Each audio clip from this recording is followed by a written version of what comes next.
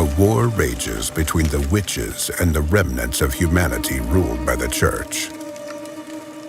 In a distant territory controlled by one of the witches, papal scouts have discovered a wreckage of a ship that had been lost for several centuries.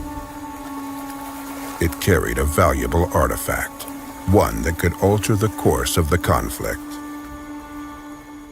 To recover it, the Vatican has dispatched one of its best witch hunters. Only he can face the witch by means of his powerful magic. Hunters like him are called prayers, and the substance running through his veins that gives him arcane powers is known as Witchfire.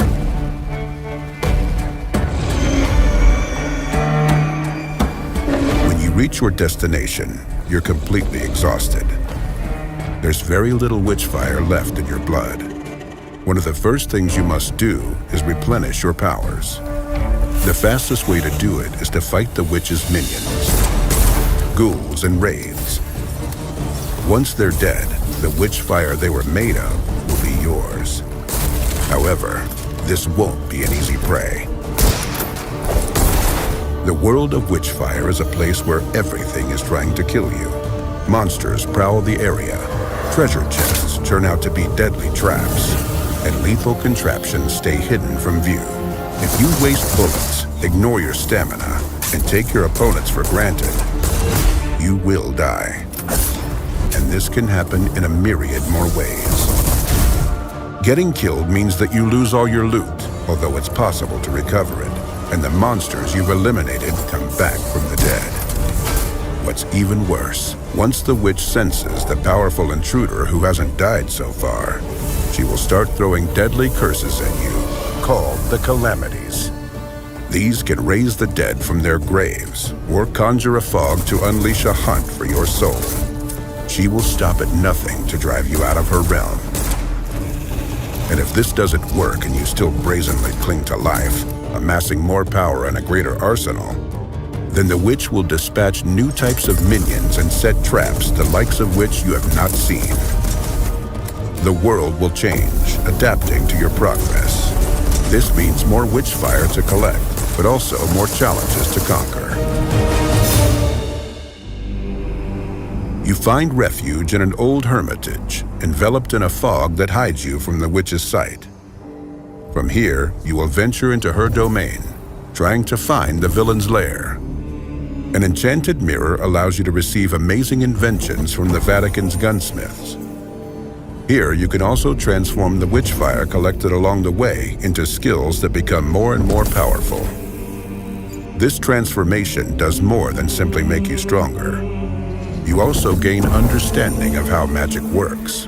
Without this knowledge, many places remain inaccessible, and many magical objects are nothing more than a piece of paper with strange scribblings or a simple shard of iron. Let's examine this weapon, made for the prayer in the Vatican workshop. If you're unable to see through its esoteric shroud, it looks like a regular rifle. The more Witchfire courses through your veins, the more secrets reveal themselves to you. For instance, it turns out that the aforementioned rifle can hit several enemies with a single shot. This is how things are in this world, where common folk see nothing but a regular weapon, a seal with strange symbols, or a beautiful ring. A prayer recognizes brutally effective tools of death, spells based on one of the 4 elements, or magical signets that allow him to use telekinesis or teleportation. The prayer's task is simple: kill the witch and recover the artifact she stole. However, simple doesn't mean easy. Luckily for you, the prayer has more tools at his disposal than superhuman powers or a magical arsenal. Some of these implements are called the Arcana.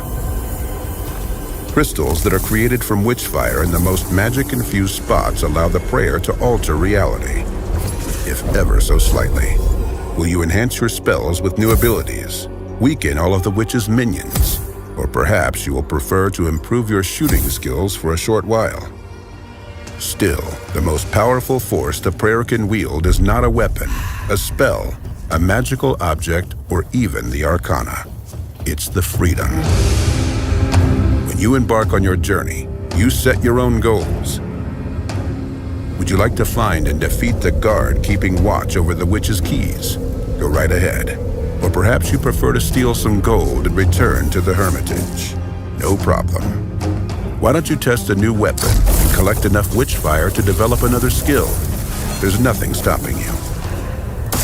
Every step you make during your journey marks a choice. You can rush into a huge mob of enemies and try to execute them in a frenzied dance of death, or opt for eliminating them one by one from afar. Steering clear from a fight is an option, as is provoking more fights for bigger rewards. This freedom means that there isn't just one correct method to defeat the witch. The prayer is not bound by time restrictions, and the Vatican doesn't care what methods he employs. A sharpshooter's agile fingers, a tactician's analytical mind, or special powers and magical objects. You can pick, choose, and match freely to achieve your goal. These are the bare bones of Witchfire. Discovering the rest is up to you. But here's a final thought. The witch knows that the prayers are immortal. Her goal is not to kill you. Her goal is to take away your belief that she could be defeated. When faced with hardship, you decide whether to give in to despair or get back on your feet and resume the fight. Godspeed, prayer.